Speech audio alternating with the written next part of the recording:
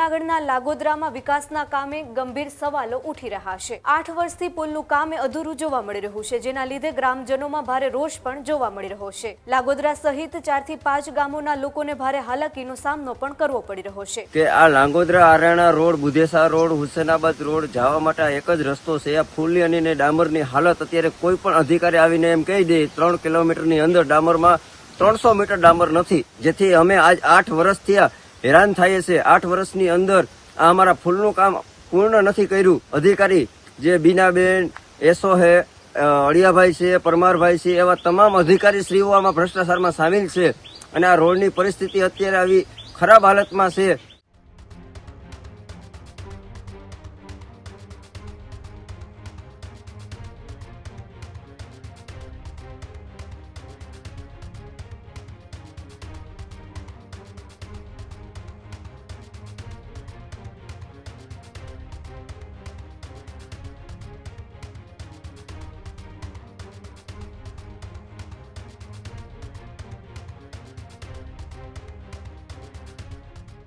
જૂનાગઢના લાગોદરામાં વિકાસના કામે ગંભીર સવાલો ઉઠી રહ્યા છે। લાગોદરા ગામે અધૂરો પુલ હવે લોકો માટે માથાનો દુખાવો બની રહ્યો છે। 8 વર્ષથી પુલનું કામ અધૂરું જોવા મળી રહ્યું છે, જેના લીધે ગ્રામજનોમાં ભારે રોષ પણ જોવા મળી રહ્યો છે। અધૂરા પુલ અને બિસ્માર રસ્તા વચ્ચે લોકો અવરજવર કરવા માટે મજબૂર બન્યા છે। લાગોદરા સહિત 4 થી 5 ગામોના લોકોને ભારે હાલાકીનો સામનો પણ કરવો પડી રહ્યો છે।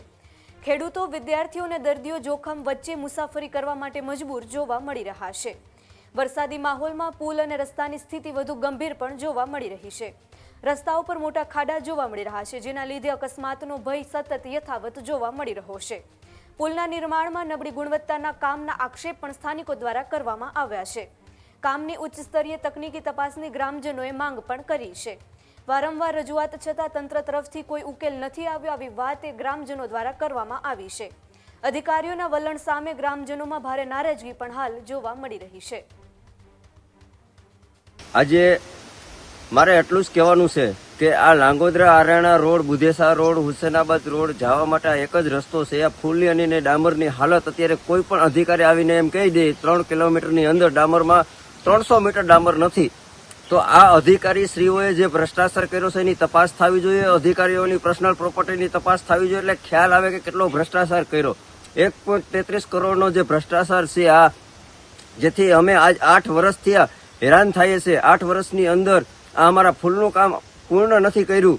એ આ અધિકારી અને કોન્ટ્રાક્ટરની મિલીભગતના હિસાબે અમે લોકો આજે દુઃખી છે। એનું મુખ્ય કારણ અધિકારી જે બીનાબેન, એસો હે, અળિયાભાઈ છે, પરમારભાઈ છે, એવા તમામ અધિકારી શ્રીઓ આમાં ભ્રષ્ટાચારમાં સામેલ છે અને આ રોડની પરિસ્થિતિ અત્યારે આવી ખરાબ હાલતમાં છે।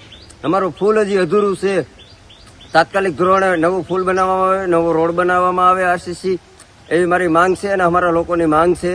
ખેડૂત ભાઈઓ છે ખેતરમાં ડ્રોન ઉડાવતા હોય છે ત્યારે આપણે એક પ્રશ્ન સતાવતો હોય છે કે જે આપણે અત્યાર સુધી જીપીએસ ટેકનોલોજી વાળા ડ્રોન વાપર્યા છે, જેથી કરીને મોબાઈલ ટાવર છે અથવા તો હાઈ ટેન્શન લાઈન પસાર થતી હોય, કોઈ વૃક્ષો હોય, ત્યારે જે જીપીએસ ટેકનોલોજી વાળા ડ્રોન છે એમાં ટકરાય અને ટ્રેસ થાય છે। પણ એગ્રીઓન લાવ્યું છે જીએનએસએસ ટેકનોલોજી ડ્રોન, જેથી કરીને એ ડ્રોન છે એ કોઈ જગ્યાએ ટકરાય નહીં, પોતાની રીતે જ ડિસિઝન લે છે અને મૂવ થઈ જાય છે, જેથી કરીને જીએનએસએસ ટેકનોલોજી ડ્રોન છે એ વાપરવાનો આગ્રહ રાખો।